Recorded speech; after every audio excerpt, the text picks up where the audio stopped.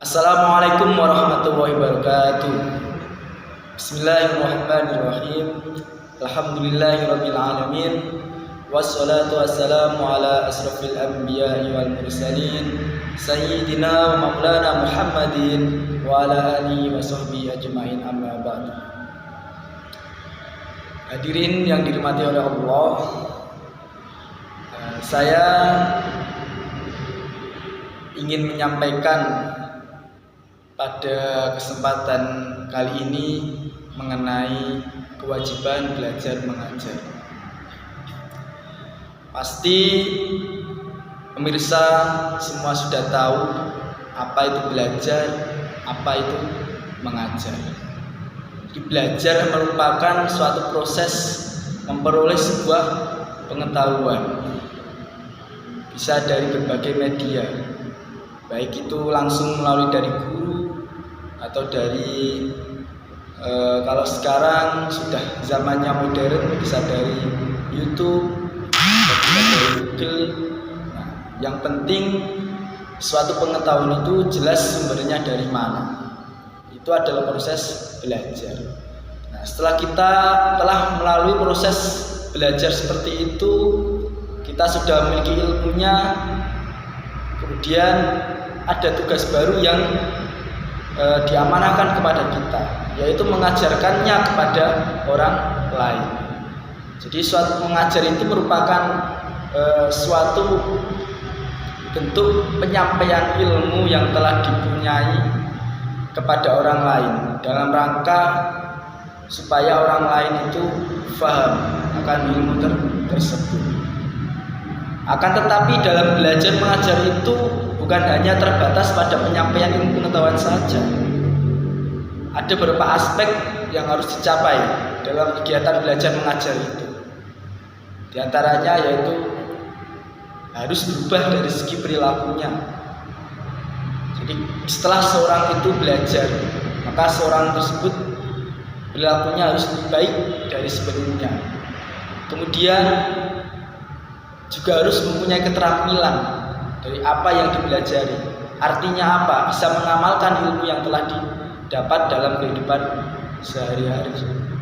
Itu merupakan hakikat dari belajar mengajar.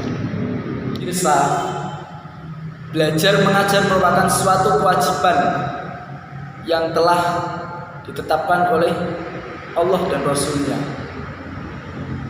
Dalam Al-Quran sendiri dijelaskan dalam surat At-Taubah ayat 122 yang berbunyi, wa makanal mu'minuna liyaghfiru kaffah falaula nafara min kulli firqatin minhum ta'ifatul liyatafaqahu fid-din wa liyunziru qaumahum idza raja'u ilaihim la'allahum yahdharun.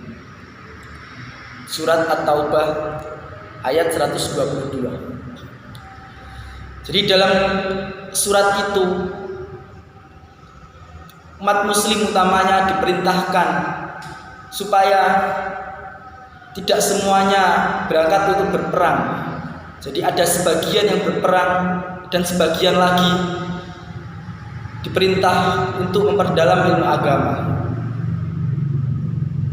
Hal tersebut diperintahkan oleh Allah agar tetap ada penerus penegak agama Islam ini. Jika di dalam Islam ini masih ada seorang yang paham tentang ilmu agama, maka insya Allah Islam akan tetap jaya, Islam akan tetap eksis sampai hari kiamat kelak. Itu merupakan perintah yang ada dalam Al-Quran surat At-Taubah ayat 122. Seorang yang berilmu itu pasti beda dengan seorang yang tidak berilmu. Karena orang yang berilmu itu pasti akan diangkat derajatnya oleh Allah Subhanahu wa taala. Sebagaimana dalam Al-Quran surat Al-Mujadalah ayat 11 yang berbunyi, yarfa'illahu alladhina amanu minhum walladhina utul ilma darajat. Bahwa Allah akan mengangkat derajat orang-orang yang beriman dan orang-orang yang berilmu. Maka beda sekali orang yang berilmu dengan orang yang tidak berilmu. Orang yang menginginkan kesenangan dunia, menginginkan dunia dan seisinya, itu juga harus dicapai dengan menggunakan ilmu. Orang yang ingin kebahagiaan dalam akhirat, itu juga harus dicapai dengan ilmu. Dan orang yang ingin mencapai kebahagiaan dua-duanya, itu juga harus dicapai dengan ilmu. Dalam hadis Nabi juga dijelaskan yang berbunyi, man aradad dunya fa alaihi bil ilmi, wa man aradal akhirah fa alaihi bil ilmi, wa man aradahuma fa alaihi bil ilmi. Jadi jika kamu ingin dunia, maka harus didasari dengan ilmu untuk menggapainya. Jika kamu menginginkan akhirat, maka syaratnya kamu juga harus mempunyai ilmu untuk menggapainya. Dan jika kamu menginginkan keduanya, syaratnya kamu juga harus berilmu untuk menggapai keduanya itu. Hal itu merupakan salah satu dalil bahwa sangat penting sekali bagi seorang untuk mempunyai ilmu. Tidak melihat, tidak memandang itu ilmu agama atau ilmu umum, semuanya merupakan ilmunya Allah.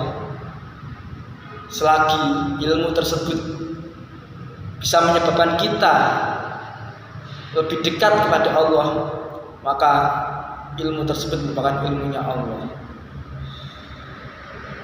Itu saja yang dapat saya sampaikan. Semoga apa yang saya sampaikan ini dapat bermanfaat bagi diri saya sendiri khususnya, dan bagi pemirsa pada umumnya.